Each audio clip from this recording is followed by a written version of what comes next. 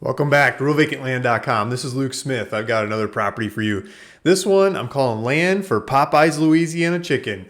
This is a commercial property. This is not where you want to build a house. This is where you want to build a business to pay the bills, to support your house, right?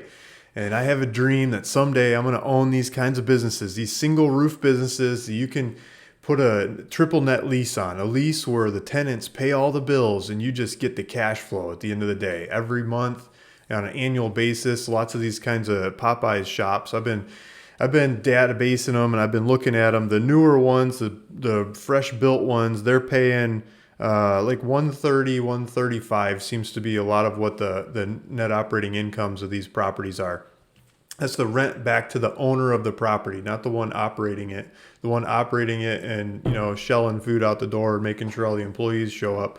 They make something else above and beyond the rent that they keep and they take home. I'm talking about the landlord, the owner of the building, the owner of the real estate. I'd like to sell you the land to build one of these things on where you can be that landlord and collect that rent, like $130,000, $135,000 a year after all the bills are paid, after Popeyes, the operator, pays for the roof, they pay for the paint, they pay for the electric, they pay for the utilities, they pay for the parking lot, they pay for the landscaping, they pay for all that stuff, that kind of setup. I think that's a beautiful way to go and hope to be in those shoes someday. So some of the older ones are $90,000 kind of rent, but the newer ones, some of them are 110, but most of them 115. Most of the new ones, 130, 135, some 110, 115, some 120s. What's the difference? Why? Why are there differences? And I'm trying to model out those differences. I'm trying to figure them out. I'm trying to database them up so I can use them in making offers on new properties out in the future. I'm trying to assimilate my pricing models to be able to acquire more properties at better prices, to deliver to you at better prices. So this one, we're asking $119,000. And a lot of people say, well, that's a lot of money. But looking at these other Popeyes locations, people are buying locations to build these Popeyes chickens. And some parts of the country, like 250. Sometimes I'm seeing 300 grand. That's like the lower end of what people are paying for these in the databases that I'm putting together of where these have been built. A lot of them, like the Carolinas, where this one is. This one's in Lenoir County, North Carolina. In the Carolinas, I'm seeing people pay 300, 400, 500, 600, $800,000 for the locations to put one of these things on. They're able to pay more in the Carolinas, I believe, from my understanding and my data scrubbing.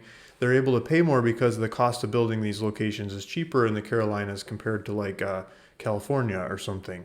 Um, so that's just that's part of it. Let's jump into it. So I'm jumping into RealVacantLand.com, where we've got properties scattered across the country. I've presented this property in the past. This one's in Lenoir County. I'm calling this. I have been calling it Dunkin' Donuts Land, but now I'm calling it Popeye's Chicken Land because I think that'll work even better. They pay more rent than the Dunkin' Donuts. And they're using, I think these statistics and numbers work, and I'm going to take you through the numbers. So this is 1.79 or 1.76 acres and $119,000. There's an old video. I'll leave this old video up of the Dunkin' Donuts sales pitch, and I'll put a new video up here, this one right now, of the Popeyes sales pitch, right? So here's the maps, and here's let's blow this sucker up. Let's take a look at the property. It's a triangular shaped property, right? But it's got a driveway right in the front. So it's already got the driveway. You can ingress, egress right there. And then it's got a parking lot in part of it. And you could build your build your shop in here, in between these ones that are next door. Gas station on one side. This one is, I'm not sure what this one is, but this one's a Waffle House on the other side.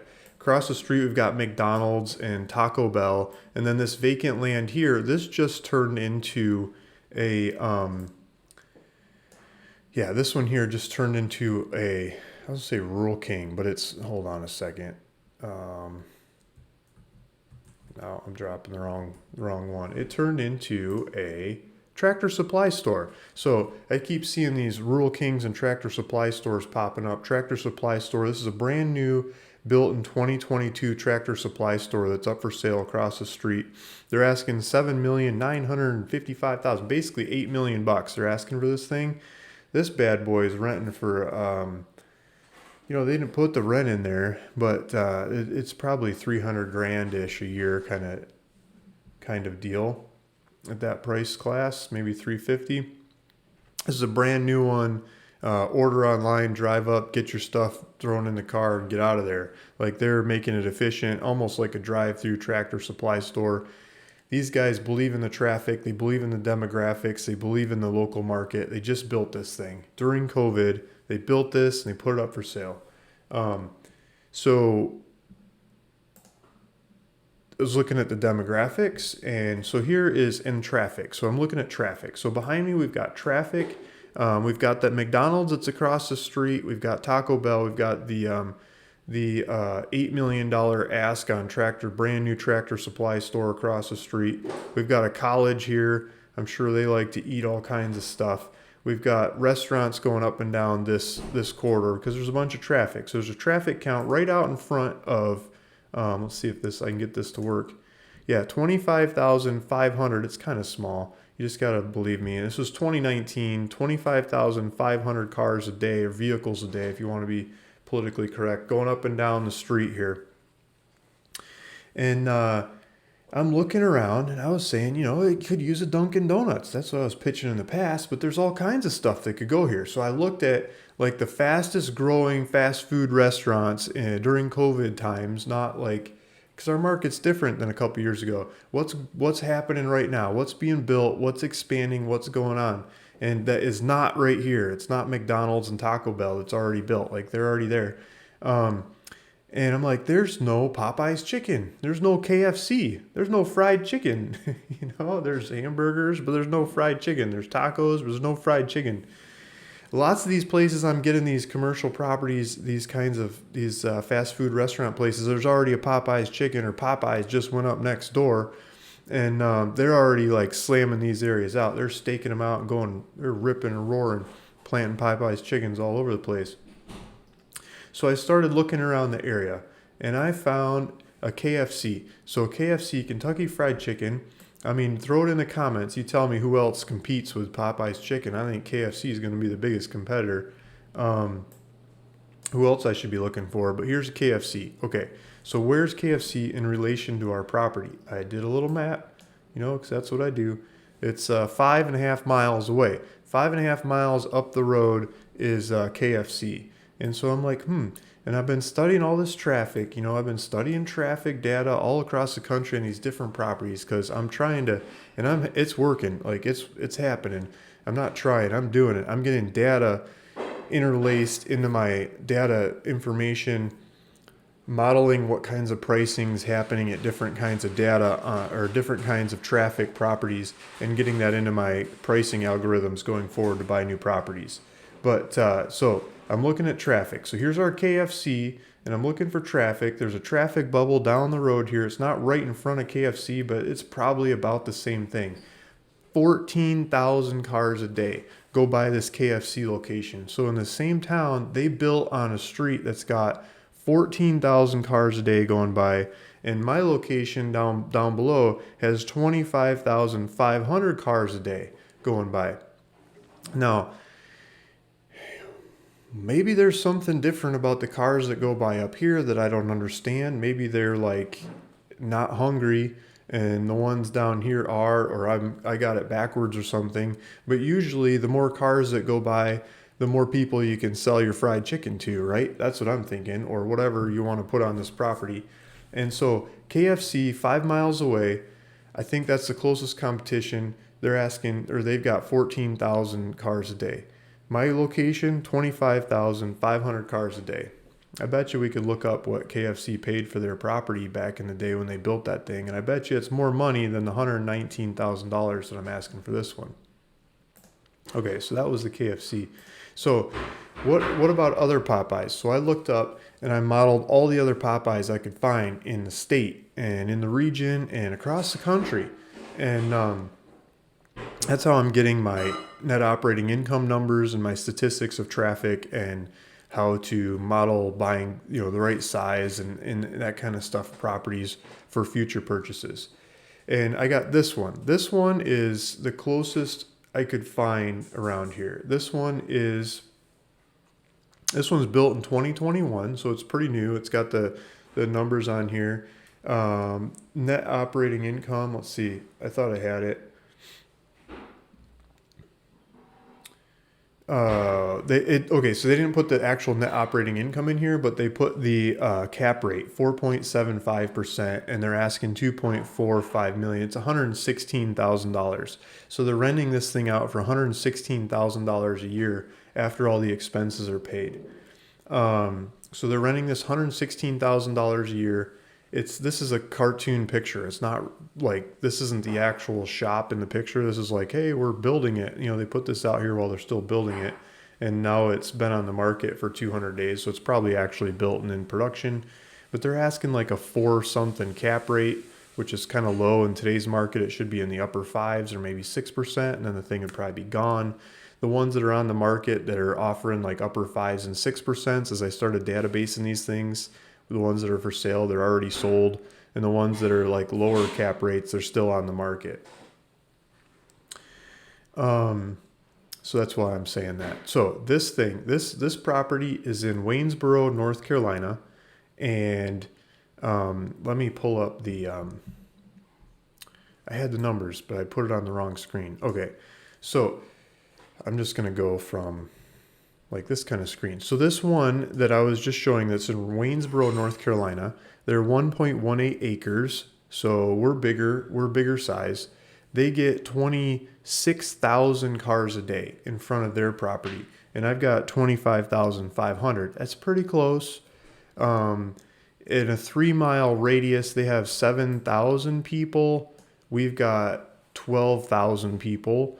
And in a 5-mile radius, they've got 10,900 people. We've got 25,900 people. We've got more people around, more people around to come, get hungry and eat some Louisiana chicken or Popeye's Louisiana Kitchen fried chicken or whatever else they sell there, right?